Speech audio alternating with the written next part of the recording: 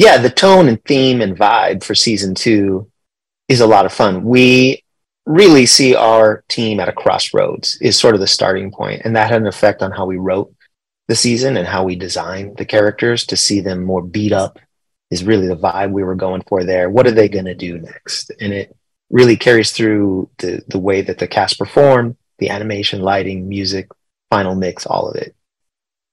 Yeah, the style of the Bad Batch season two is evocative of the Clone Wars, where we have a brushy texture to a lot of the surfaces. The way that we film these episodes is really more of a live action, has a live action sensibility for the type of lenses we use, the type of camera movement we use, which is something that we're also carrying forward from Clone Wars in season one of the Bad Batch. And in season two, we look to push the fidelity just a little bit more of all of these things.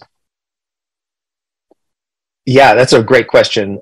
We start the season, not only is a little bit of time passed, but the Bad Batch are essentially still doing missions for Sid and trying to stay off of the Empire's radar because the Empire doesn't know that they're still alive, and the Bad Batch like that just fine. They want to make sure Omega's safe. They just want to make their way through this galaxy in these very dark times. But some of the decisions that they make end up pulling them closer to the fire. And when we do that, the story really needed to become more serialized. So we start a little bit more episodic and we become more serialized. And they're both really all the way through the same story from beginning to end, affects our characters all the way, but it does become more serialized.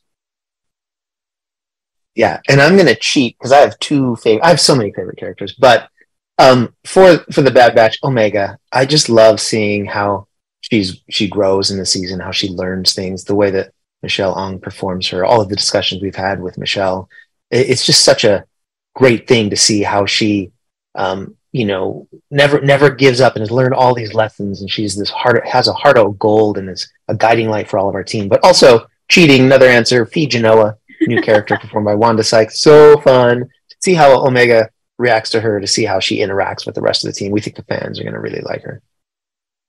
Yeah, this season, the action is perhaps bigger. I think the heart is deeper because the characters have grown and we get to learn more about them. But yeah, there's a few episodes, don't want to give anything away. There's a few episodes that we think fans are going to really react to. And it is a fun thing in this time period to bring in, different parts of the Star Wars lore into the storyline, which we think is really satisfying by the time you get to the end of the season.